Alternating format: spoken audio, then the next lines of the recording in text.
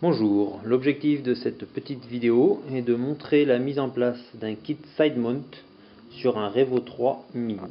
Un kit side mount est composé de deux éléments principaux, un élastique passant dans le dos et relié aux anneaux d'épaule de chaque côté servant à maintenir le robinet du bloc, et en bas d'une queue de castor passée et fixée et maintenue par la sous-cutale.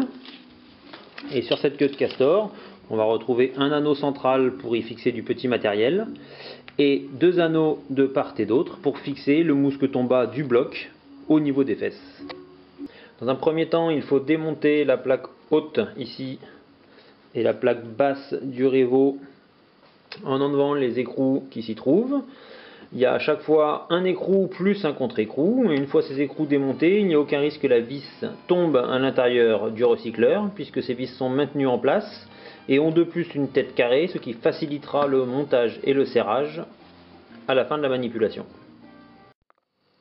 Une fois la stab reterrée, il s'agit de desserrer les écrous de chaque côté de la caisse et de retirer les deux écrous au milieu, puisque ceux-ci passeront au travers de la sous-cutale ensuite.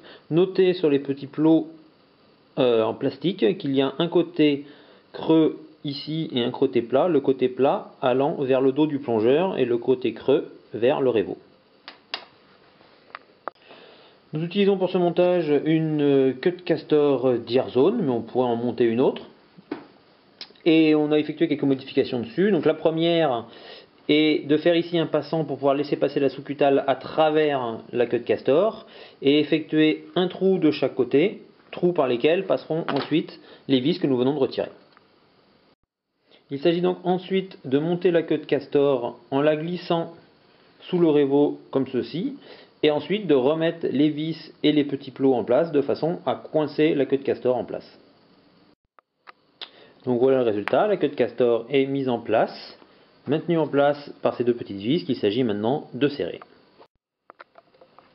Donc il s'agit ensuite de faire passer la sous-cutale sur le dessus de la queue de castor comme ceci, d'utiliser le petit trou qu'on a fait ici pour passer la sous-cutale au travers de la queue de castor, et en temps normal la sous-cutale vient s'accrocher, pliée en deux et fixée par un bloc plomb sur ce petit ergot fait exprès. Et c'est ici qu'on voit le premier problème arriver avec un Revo mini, c'est que dans le dos nous avons une plaque coulissante et qu'on ne peut plus faire coulisser si nous mettons la sous-cutale de cette façon. Il va donc falloir modifier un petit peu la sous-cutale pour la fixer à un autre endroit. La modification consiste à réaliser deux trous au sein de la sous-cutale en bout de la sangle, et ces deux trous correspondant à l'écartement des vis fixant la plaque.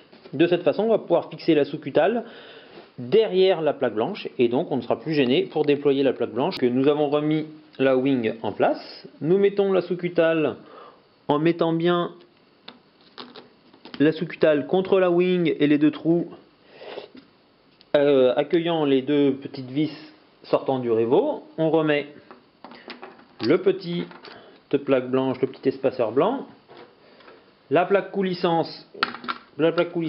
allant dans le dos du plongeur, et on refixe le tout en repositionnant la plaque basse du Revo.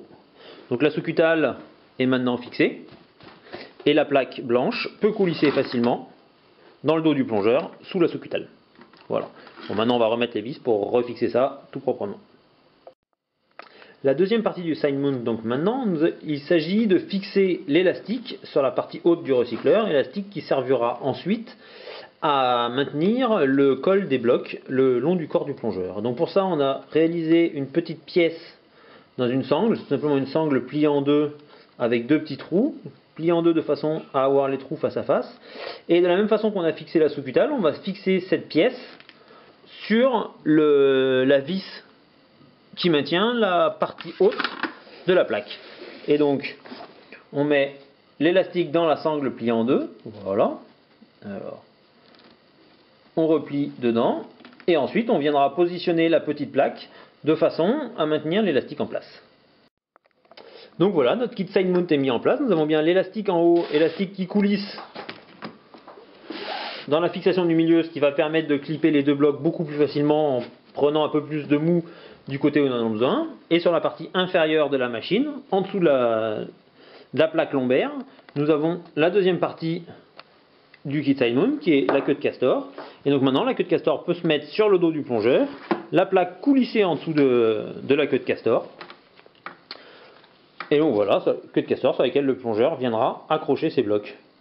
Donc nous avons notre kit side mount complet. Une dernière astuce pour sélectionner la longueur de l'élastique qui est ici. Donc l'élastique viendra s'accrocher des deux côtés sur les anneaux d'épaule.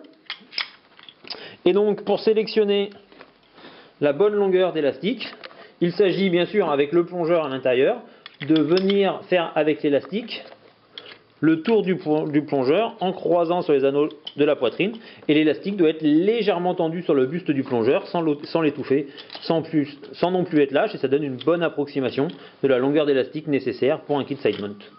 Donc voilà, c'est à vous maintenant d'équiper votre Revo pour pouvoir porter un kit side mount sur votre Revo Mini.